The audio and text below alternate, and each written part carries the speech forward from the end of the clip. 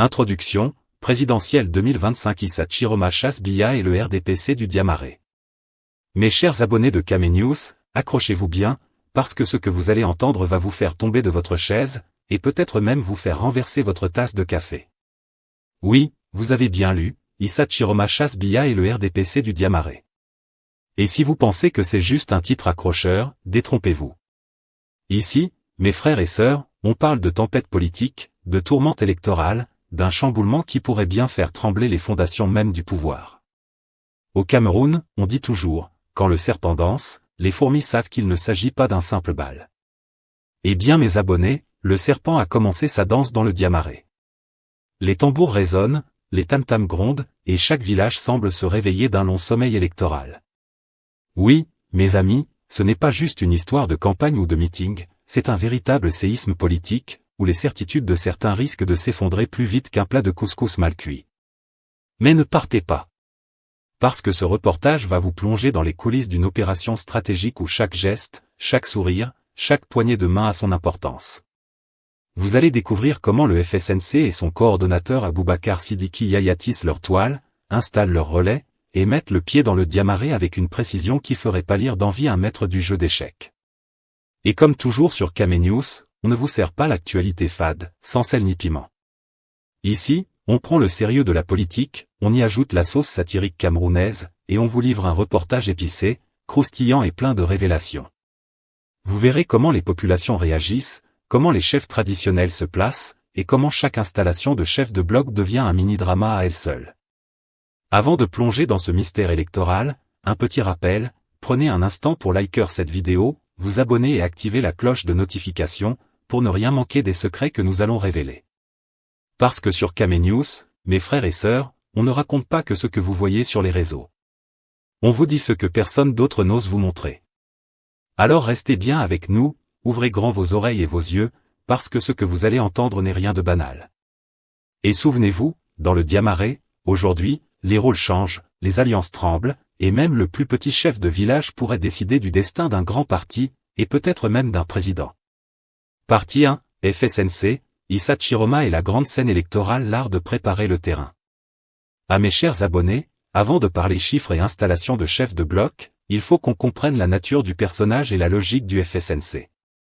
Vous voyez, au Cameroun, chaque campagne électorale ressemble à une grande cérémonie où tout le monde veut briller, mais peu comprennent le rôle exact qu'il joue.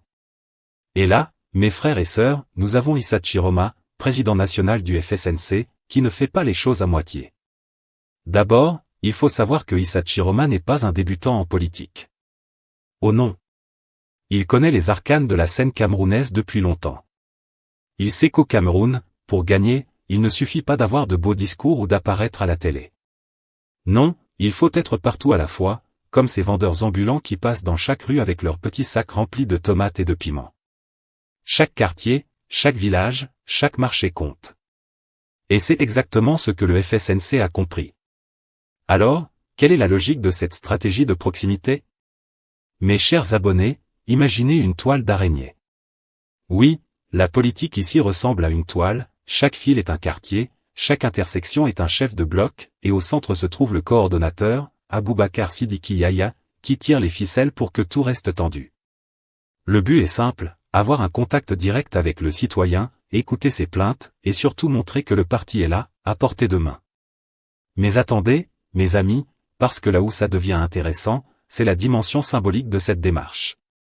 Installer des chefs de bloc, c'est un peu comme planter des drapeaux sur un terrain vague. Officiellement, c'est pour organiser et recenser.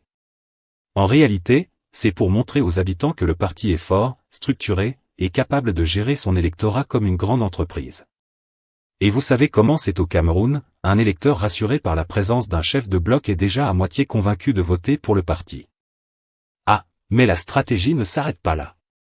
Chaque chef de bloc a une mission triple, recenser les électeurs, animer la base et transmettre les consignes. Et c'est là que l'humour satirique entre en scène, imaginez un chef de bloc qui court dans tous les sens, carnet à la main, tentant de convaincre la vieille tante qu'il faut voter pour le FSNC, pendant qu'elle lui répond, « Mon fils, je ne sais même pas ce que c'est FSNC, mais si tu me donnes un peu de riz, je vais réfléchir. » Voilà, mes abonnés, le Cameroun réel. La politique, c'est d'abord le ventre, avant la conviction. Ensuite, il y a le déploiement géographique. On parle de Maroua, du Diamaré, et de tous les villages autour. Chaque quartier doit avoir son relais. Pourquoi?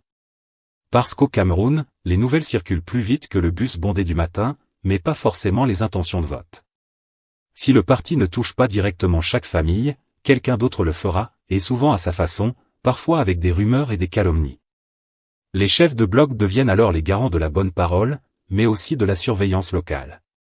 Oui mes amis, dans la politique camerounaise, même le voisin peut devenir un informateur involontaire. Et parlons enfin du symbolisme des chefs traditionnels. Leur présence aux installations n'est pas juste un clin d'œil protocolaire. C'est un message codé aux électeurs. Regardez, nous avons l'appui de ceux qui dirigent vos villages depuis des générations. Nous ne sommes pas juste un parti, nous sommes une force reconnue et respectée. Et, comme toujours au Cameroun, ce message passe autant par le sourire du chef que par la voix du coordonnateur. Mais attention, mes chers abonnés, parce que tout cela pourrait tourner au spectacle comique involontaire. Le chef de bloc tente de mobiliser des jeunes qui, pour certains, sont déjà occupés à vendre des arachides ou à jouer au foot.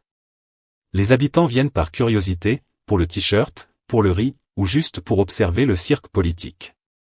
Et c'est exactement cette dualité qui rend la stratégie à la fois efficace et risquée. Le parti montre sa force, mais doit transformer cette visibilité en engagement réel. Alors, en résumé, la partie 1 de cette saga camerounaise nous montre que le FSNC ne se contente pas de parler dans le vide. Il prépare le terrain avec méthode, installe ses relais, implique les chefs traditionnels, et tente de créer un réseau de proximité solide. Mais comme toujours au Cameroun, rien n'est jamais simple. Chaque t-shirt distribué, chaque réunion sous le manguier, chaque poignée de main avec un notable peut cacher un calcul, une ruse, ou même un petit scandale local. Question aux abonnés, selon vous, est-ce que cette stratégie de proximité du FSNC va réellement transformer la mobilisation en vote réel, ou est-ce juste un beau spectacle de campagne pour les caméras et les réseaux sociaux? Dites-le nous dans les commentaires, et n'oubliez pas de liker et vous abonner à Camenews, parce qu'ici, on vous raconte la politique camerounaise telle qu'elle est, même avec ses t-shirts, son riz et ses mangrès. Partie 2, le Diamaré sous contrôle quand le FSNC tisse sa toile. Mes chers abonnés, préparez-vous, parce qu'on entre ici dans ce que j'appelle l'opération tapis rouge politique. Le Diamaré, ce département de l'extrême nord, n'est pas un simple bout de terre qu'on traverse à moto. Non. C'est un terrain stratégique où chaque chef de bloc installé est comme un pion sur un grand échiquier. Et vous savez quoi? Dans ce jeu, il ne faut jamais sous-estimer le pouvoir du chewing-gum et du t-shirt. Alors, qui conduit cette opération de terrain? Le fameux Aboubacar Sidiki Yaya, coordonnateur départemental du FSNC. Imaginez un peu la scène, lui, entouré de sa suite, parcourant Maroua 1e, 2e, 3e, les villages alentours, avec la chaleur du soleil qui tape comme un projecteur braqué sur lui. Derrière lui, une petite armée de militants et de volontaires, tous chargés d'installer les chefs de bloc, ces relais du parti qui doivent devenir les yeux et les oreilles de la campagne. Et là, attention. On ne parle pas seulement d'installer un chef de bloc dans chaque quartier comme on place une chaise dans la cour. Non.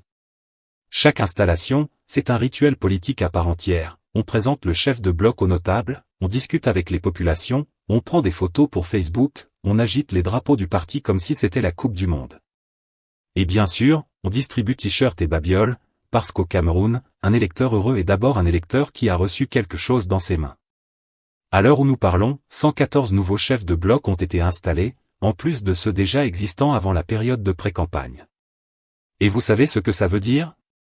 Ça veut dire que presque chaque quartier, chaque ruelle, chaque marché, chaque concession a désormais un relais FSNC, chargé de recenser les électeurs et d'animer la base militante. Oui, mes chers, c'est comme si le FSNC avait planté ses drapeaux sur toutes les petites collines et chaque case du Diamaré. Mais, chers abonnés, la vraie magie se produit dans le recensement électoral. Le chef de bloc ne se contente pas de noter les noms sur un carnet. Non. Il observe, il questionne, il écoute les rumeurs, il prend le pouls des familles. Qui a voté pour qui lors des dernières élections? Qui a quitté le village pour Yaoundé? Qui a des problèmes de sécurité ou de salaire? Vous voyez, au Cameroun, le recensement politique n'est jamais un simple chiffre sur une feuille, c'est un carnet de renseignements sur la vie entière des habitants. Et c'est ce qui fait peur à certains. Ensuite, il y a l'animation de la base. Ah, mes frères et sœurs, ici le mot « animation » prend tout son sens à la camerounaise. Les chefs de bloc doivent organiser des réunions, parler aux jeunes, écouter les plaintes des femmes, motiver les hommes du quartier. Et parfois, mes amis, tout cela se fait sous un manguier, avec des moustiques qui piquent et un soleil qui vous donne l'impression de devenir un four humain. Mais c'est exactement là que se joue la force du parti. Si le bloc est bien animé, les électeurs ne se contentent pas de regarder passer la caravane, ils s'engagent, ils écoutent, ils se mobilisent. Et n'oublions pas l'aspect tactique. Chaque chef de bloc est aussi un observateur des autres partis. Il sait qui travaille pour qui sourit à Issa Chiroma mais vote en secret pour un autre candidat. Bref, ces chefs sont les yeux et oreilles de la campagne, mais aussi les agents de renseignement de proximité, capables de remonter des informations vitales aux coordonnateurs. Mais, chers abonnés, soyons francs, tout cela ne se fait pas sans humour involontaire. Imaginez un chef de bloc qui essaie de faire comprendre à un jeune que voter pour le FSNC, c'est la meilleure chose à faire, pendant que ce jeune regarde son téléphone et répond « Chef, si je vote, je veux mon téléphone rechargé tous les mois. » Voilà le Cameroun réel, là où politique et survie quotidienne se mélangent comme l'arachide et le gombo dans la marmite. Et c'est exactement ce qui rend ce déploiement si fascinant et si complexe.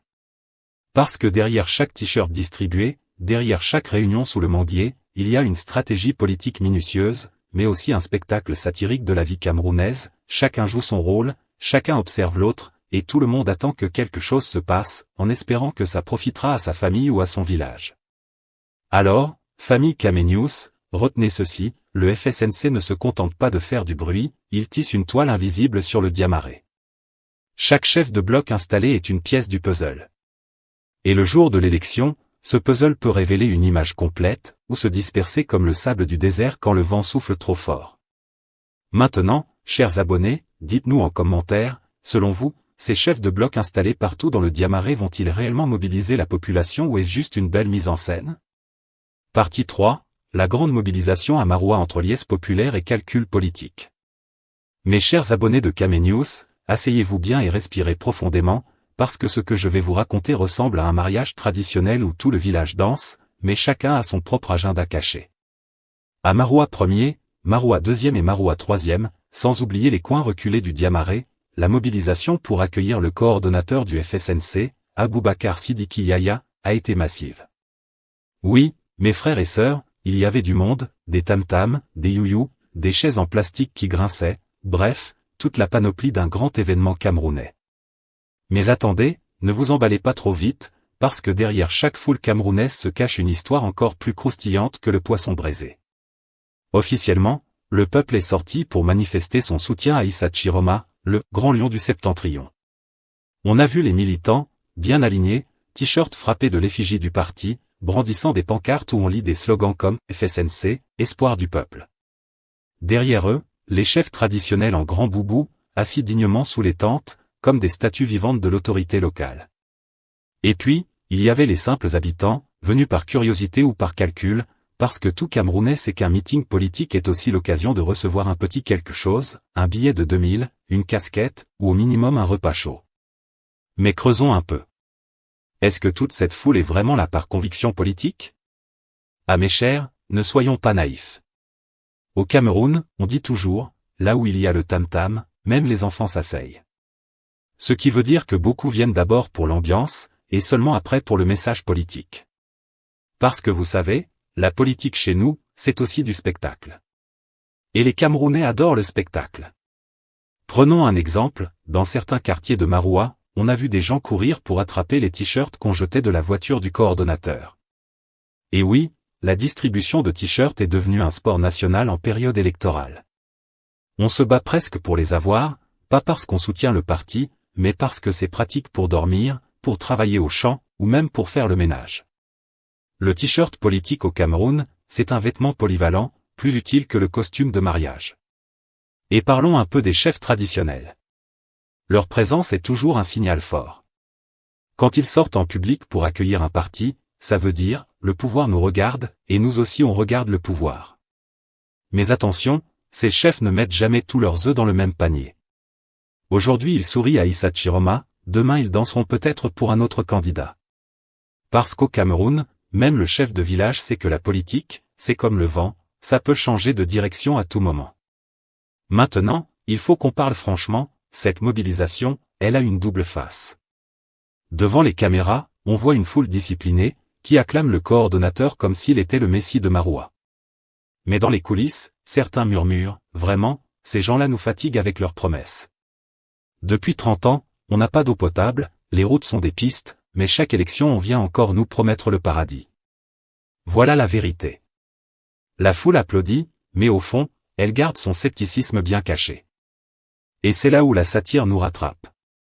Imaginez la scène, un vieil homme au meeting dit à son voisin, « Mon fils, viens écouter les discours, ça va nous aider. » Le voisin lui répond, « Papa, moi je suis venu parce qu'on a dit qu'après la réunion il y a le couscous.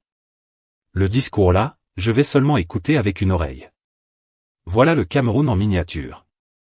La politique est un grand théâtre, mais chacun choisit sa motivation. Enfin, la vraie question qu'on doit poser, mes chers abonnés, est simple, est-ce que cette mobilisation de Maroua traduit une vraie adhésion au projet du FSNC, ou bien c'est juste une mobilisation de circonstances, comme on en voit à chaque saison électorale? Parce que si on a vu des milliers de personnes à Maroua, combien parmi elles iront réellement voter le 12 octobre? Et surtout, combien mettront effectivement le bulletin FSNC dans l'urne? Voilà, mes chers de Camenews, c'est ça le cœur du drame, entre la mobilisation visible et les intentions réelles, il y a souvent un gouffre. Et c'est ce gouffre que le FSNC doit combler s'il veut transformer les cris de foule en voix électorale. Mais vous, qu'est-ce que vous en pensez? Est-ce que les Camerounais de Maroua sont sortis par conviction, ou bien c'était juste pour attraper le t-shirt et le repas? Partie 4, la mission secrète des chefs de bloc entre recensement et surveillance électorale. À mes chers abonnés de Camenews, asseyez-vous bien, attachez vos ceintures et surtout, ouvrez grand vos oreilles. Parce que là où nous sommes arrivés, ce n'est plus la politique comme vous l'imaginez. Non. C'est la haute école de la stratégie à la camerounaise, une science qui mélange la géopolitique, la sociologie et la comédie villageoise. Oui, parce qu'au Cameroun, même la politique est un théâtre ambulant où chaque acteur a un rôle bien défini, même le chef de bloc. Alors, qu'est-ce qu'on demande à ces fameux chefs de bloc que Issa Chiroma et son coordonnateur Aboubacar Sidiki Yaya installent un peu partout comme des lampadaires dans la nuit? Officiellement, leur mission est simple, recenser les électeurs, animer la base militante et transmettre les consignes du parti. Mais dans le Cameroun que nous connaissons, où même l'électricité de l'ENO a deux visages, il faut toujours chercher ce qui se cache derrière la façade. D'abord, parlons du recensement. Ça, mes chers téléspectateurs, ce n'est pas seulement aller frapper aux portes et demander « Papa, maman, est-ce que vous êtes inscrits sur les listes électorales ?» Non, non. C'est une opération militaire déguisée. Le chef de bloc connaît qui vit où, qui est malade, qui a fait un baptême, qui a vendu son champ de mil, qui a reçu un transfert d'argent de son fils en France. Bref, il devient une sorte de RG local les renseignements généraux du quartier. Et ce qui est encore plus drôle, c'est que ce recensement électoral se transforme très vite en une surveillance électorale. Parce qu'on connaît déjà le Cameroun, on ne veut pas seulement savoir qui vote, mais surtout qui vote quoi et pour qui. Ensuite, l'animation de la base militante. Ah, mes frères, mes sœurs, ce n'est pas l'animation comme dans les concerts de petits pays ou les cabarets de Douala. Non. Ici, animer veut dire organiser des réunions interminables sous un arbre, distribuer des t-shirts avec la photo du grand leader bien imprimée, et parfois partager un peu de riz gras avec un poisson fumé pour encourager la mobilisation. Parce qu'au Cameroun, tout le monde sait qu'une réunion politique sans riz gras, ce n'est qu'un rassemblement spirituel sans bénédiction. Enfin, la transmission des consignes. Ici, ça devient vraiment du sérieux. Le chef de bloc est un peu comme le WhatsApp humain du parti. Pas besoin d'internet, pas besoin de connexion MTN qui coupe chaque 5 minutes. Lui, il reçoit le message du coordonnateur, et paf. Il le transmet au chef de famille, aux notables, à la ménagère, aux jeunes du quartier, et l'information se propage plus vite qu'un buzz sur Facebook. Et les consignes ne sont pas toujours celles que vous croyez. Parfois, c'est « Soyez présents à tel meeting avec vos familles ».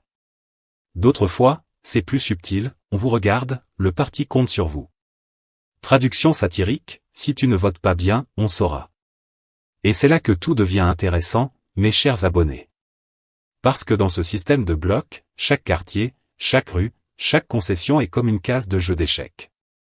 Les chefs de bloc sont les pions, les coordonnateurs sont les fous et les cavaliers. Issa Chiroma joue au roi, mais attention, le roi est fragile, il ne peut avancer que d'une case à la fois. Pendant ce temps, le vrai maître du jeu qu'on appelle souvent la présidence observe en silence, prêt à renverser tout l'échiquier si ça chauffe trop. Mais posons-nous une petite question satirique, dans ce Cameroun où même le mariage traditionnel peut tourner en campagne politique, est-ce que ces chefs de bloc travaillent vraiment pour convaincre les populations, ou alors pour canaliser le vote? Parce que, soyons honnêtes, le peuple camerounais est fatigué des belles promesses. Alors si on envoie un chef de bloc dans une maison où les gens n'ont pas d'eau depuis 2 mois, est-ce qu'ils vont écouter son discours politique, ou bien ils vont lui dire « Chef, commence d'abord par nous donner un forage, après on parlera élection ». En réalité, ces missions cachent une vérité plus profonde, le parti d'Issa Chiroma ne veut pas être surpris. Il veut contrôler chaque centimètre du terrain électoral comme un berger contrôle son troupeau. Mais là encore, chers abonnés, la grande question reste, est-ce que les électeurs sont des moutons faciles à guider, ou alors des chèvres de brousse qui sautent les clôtures quand ça les arrange? Voilà la vraie tension que soulève cette stratégie des blocs. Une tension entre le contrôle voulu par le parti et la liberté parfois imprévisible des citoyens. Et nous, à Camenews, nous vous disons la vérité, sans peur et sans calcul, au Cameroun, la politique est une pièce de théâtre où le peuple est souvent spectateur, mais parfois, il monte sur scène pour changer le scénario. Conclusion, ce que cela dit de la démocratie locale et appelle à l'engagement. Résumé simple, le FSNC fait ce qui doit être fait dans toute campagne sérieuse, il prépare le terrain, installe des relais et tente d'ancrer une présence locale. Cela peut fonctionner si ces relais sont formés, suivis et si le parti transforme les belles assemblées en services concrets pour les gens. Sinon, on aura juste assisté à une belle photo de campagne qui disparaîtra comme la pluie de saison. Maintenant, famille Camenews, à vous la parole, dites-nous en commentaire. Avez-vous déjà été approché par des chefs de bloc lors d'une campagne? Pensez-vous que multiplier les relais est une vraie solution, ou juste du théâtre électoral? Si cette analyse vous a plu, likez, partagez et abonnez-vous à Camenews pour d'autres décortiquages piquants de la vie politique camerounaise. On veut vos témoignages locaux, vos histoires du terrain valent de l'or pour nos enquêtes.